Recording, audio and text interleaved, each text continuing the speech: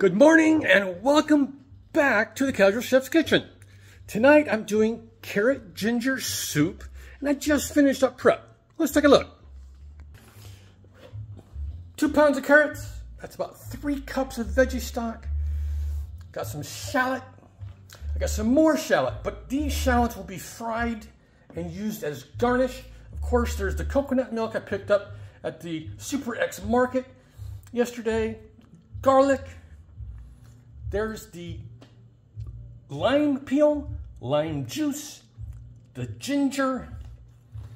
There's the wonderful red curry paste. Oh, look at that color. It smells wonderful. And fresh chopped cilantro,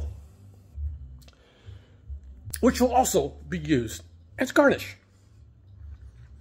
All right, that's prep. Talk to you later. Bye.